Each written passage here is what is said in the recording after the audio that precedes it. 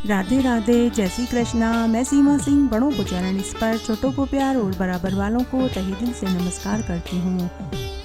अब हम बैसाख मास के महात्म्य का 5वां अध्याय सुनेंगे। अब तक हमने 4 अध्याय सुने हैं। अगर आपका कोई अध्याय सुनने से छूट गया है तो डिस्क्रिप्शन बॉक्स में मैं उनका लिंक छोड़ दूंगी। आप वहां से अपना छूटा हुआ अध्याय सुनकर पुण्य लाभ कमा सकते हैं। अध्याय सुनने से पहले आपसे एक करुण रिक्वेस्ट है कि अगर आपको यह अध्याय अच्छा लग रहा है तो अपने दोस्तों और रिश्तेदारों में भी इसे शेयर करें ताकि उन्हें भी बैसाख मास का संपूर्ण फल प्राप्त हो। और अगर अभी तक आपने मेरे चैनल को सब्सक्राइब नहीं किया है तो कृपया मेरे चैनल को सब्सक्राइब करें ताकि मेरा आगे आने वाला वीडियो सबसे पहले आपको प्राप्त हो। आइए अब हम बैसाख मास का 5वां अध्याय सुनते हैं। नारद मुनि राजा अम्बरीश से कहते हैं कि जो मनुष्य बैसाख मास में स्नान, व्रत और दान करता है उसको 7 जन्मों तक गरीबी का मुंह नहीं देखना पड़ता। व्यतीत योग में, संक्रांति में तथा चंद्र व सूर्य ग्रहण में दान देने से और कुरुक्षेत्र में जाकर स्नान करने से जो पुण्य प्राप्त होता है वही पुण्य बैसाख मास में सुबह जल्दी उठकर स्नान करने व मधुसूदन भगवान के नाम का जाप करने से ही मिल जाता है। नारद मुनि आगे बोले कि हे राजा अम्बरीश, अश्वमेघ यज्ञ करने से जो पुण्य प्राप्त होता है उससे भी 10 गुना पुण्य बैसाख मास में कृष्ण पक्ष और शुक्ल पक्ष की दोनों एकादशी का व्रत करने और दान करने से ही मिल जाता है। हे राजन, 1 सहस्त्र ब्राह्मणों को भोजन कराने से जो फल प्राप्त होता है वही फल बैसाख मास की दोनों एकादशियों में व्रत करने और दान करने से ही मिल जाता है। जो पुण्य वेद पाठी ब्राह्मणों को गाय दान करने से मिलता है उससे भी 100 गुना पुण्य बैसाख मास का महात्म्य सुनने मात्र से ही मिल जाता है। जो पुण्य गरीबों को दान करने से मिलता है उसके पुण्य का वर्णन तो ब्रह्मा आदि देवता भी करने में असमर्थ है। नारद मुनि आगे बोले कि हे राजन, एक बार पितामह ब्रह्मा जी ने मुझसे कहा था कि बैसाख मास में गरीबों को, ब्राह्मणों को भोजन कराने से स्वर्ग में पितर खुश हो जाते हैं। अगर मनुष्य को पितृदोष है तो इस मास में दान करके पितृदोष से मनुष्य मुक्त हो सकता है। अन्न दान के बराबर दूसरा कोई दान नहीं है। इस दान से न केवल मनुष्य को तृप्ति मिलती है अपितु ब्राह्मणों व पितरों को भी संतुष्टि प्राप्त होती है। नारद मुनि आगे बोले कि हे राजन, बैसाख मास की दोनों एकादशियों का अगर मनुष्य निर्जला रहकर व्रत करता है तो उसे ही नहीं बल्कि उसके कुल के अगले पिछले 7 कुलों का वह मनुष्य उद्धार कर देता है। उस मनुष्य को सभी सिद्धियां सुलभ हो जाती है। वह मनुष्य अगर कोयले में भी हाथ डालता है तो वह सोना होकर निकलता है। बैसाख मास की दोनों एकादशियों का फल 1000 यज्ञ से भी अधिक फल देता है। जो फल भूमि दान करने, गौदान करने, अन्नदान करने से मिलता है वही फल बैसाख मास में प्यासे को शीतल जल पिलाने से ही मिल जाता है। बैसाख मास में दोपहर के समय घर आए अतिथि को भोजन कराने से 100 राजसूय यज्ञ करने जितना फल प्राप्त होता है। जो मनुष्य भक्ति पूर्वक सच्चे हृदय से बैसाख मास में स्नान, व्रत, दान करते हैं वे इस संसार के सभी सुखों को भोग कर मरने पर स्वर्ग पाते हैं और इस संसार में आवागमन के चक्र से छूट जाते हैं। हे राजन, इस संबंध में मैं तुम्हें एक इतिहास सुनाता हूँ। नारद मुनि ने राजा अम्बरीश को एक कथा सुनाई। वह इस प्रकार थी। एक ब्राह्मण दंपति थे। वे बड़े ही मिलनसार और मधुभाषी थे, लेकिन उन्हें एक महान दुख था कि वे निसंतान थे, क्योंकि पूर्व जन्म के पाप कर्म के कारण उन्हें औलाद सुख प्राप्त नहीं हुआ। हे राजन, ब्राह्मणी को गर्भ ठहरता था, लेकिन तीसरे और चौथे महीने लगते ही उसका गर्भ गिर जाता था। तब एक बार उनके घर पर एक मुनि महात्मा जी पहुँचे। दोनों ब्राह्मण दंपति मुनि को देखकर बहुत प्रसन्न हुए और उन्हें बैठने के लिए आसन आदि दिया। फल और अर्घ्य आदि देकर उनके चरण धोए और उनके चरणों उद्दक को अपने सिर पर छिड़का। तब मुनि ने उन दोनों ब्राह्मण दंपति को उदास देखा तो मुनि ने ब्राह्मण दंपति से उनके दुखी होने का कारण पूछा। तब ब्राह्मण ने अपना सारा दुख मुनि से कह सुनाया। तब ब्राह्मण ने मुनि से कहा कि हे मुनिवर, मेरी पत्नी को गर्भ ठहरता है, लेकिन तीसरा और चौथा महीना लगते ही बच्चा गिर जाता है। हे मुनिवर, अब आप हमें कोई उपाय बताइए जिससे कि हमारे दुखों का निवारण हो सके। तब मुनि ने थोड़ी देर आंखें बंद करी और ब्राह्मण और ब्राह्मणी के पूर्व जन्म का पता लगाया।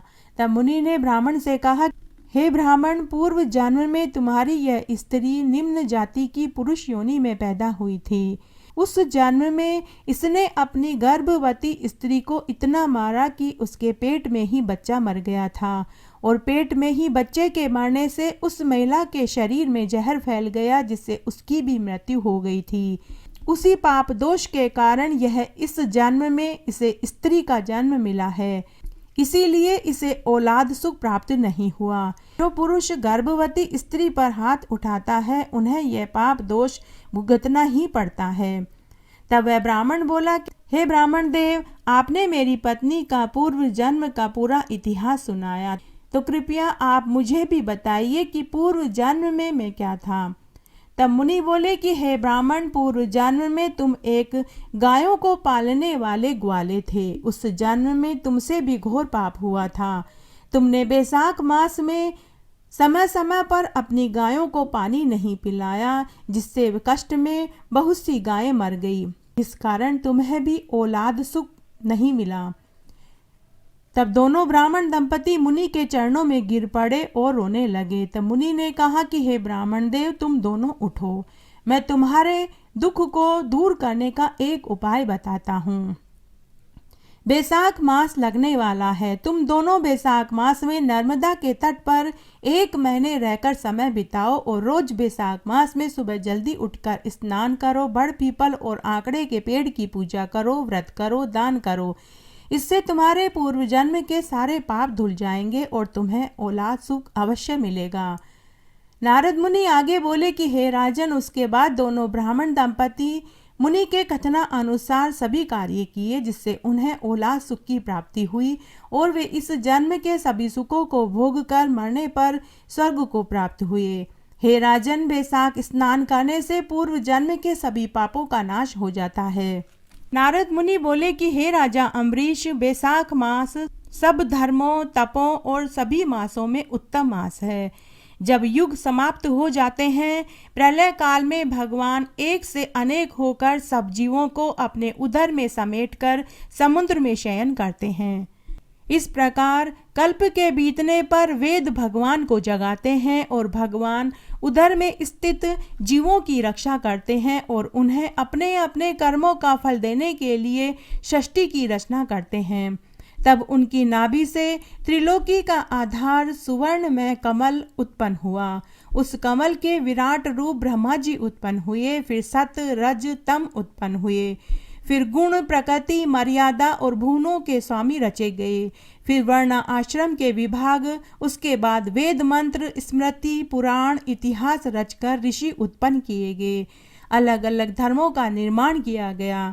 तब भगवान यह देखते हैं कि प्रजा अपने अपने धर्मों का पालन यथोचित तरीके से कर रही है या नहीं।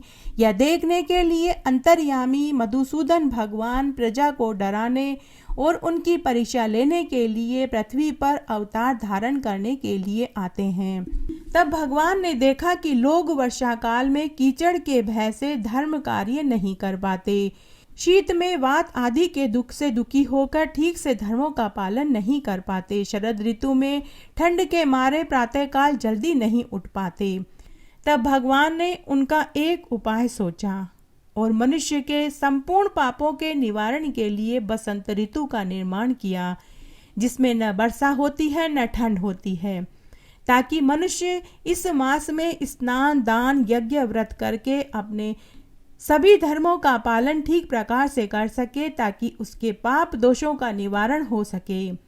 बैसाख मास में मीन संक्रांति में वर्णा आश्रम वासियों के कर्मों को देखने के लिए स्वयं भगवान धरती पर बैसाख मास में आते हैं। जो मनुष्य बैसाख मास में वैशाक्त धर्म का पालन करते हैं, उनकी सभी मनोकामनाएं भगवान पूरी कर देते हैं। और जो मनुष्य इस मास में अधर्म का पालन करते हैं, उनकी आयु और धन दोनों क्षीण कर देते हैं। जो मनुष्य अन्य मासों में पूजा व्रत नहीं करते, मात्र बैसाख मास में स्नान, व्रत, दान करते हैं, साधु संन्यासियों की सेवा आदि करते हैं, तो उनकी सेवा पूजा को देखकर भगवान उनके सभी पापों से उन्हें मुक्त कर देते हैं और उन्हें क्षमा कर देते हैं। जैसे कोई राजा अपनी प्रजा के समीप जाता है और प्रजा अपने राजा के लिए तरह तरह के भेंट लेकर जाती है, तो राजा उनकी भेंट से अनुमान लगा लेता है कि कौन राज्य भक्त है और कौन नहीं। उसी तरह भगवान भी बैसाख मास में पूजा, स्नान, दान करने वाले भक्तों को देखकर पता लगा लेती है कि कौन सच्चा भक्त है और कौन नहीं। भगवान इस मास में प्राणियों की परीक्षा लेने के लिए पृथ्वी पर आते हैं। को इस तरह आज मैंने आपको बैसाख मास का 5वां अध्याय सुनाया। मेरे साथ बने रहने के लिए आपका धन्यवाद। आगे के अध्याय के लिए भी आप इसी तरह मेरे साथ बने रहें। धन्यवाद।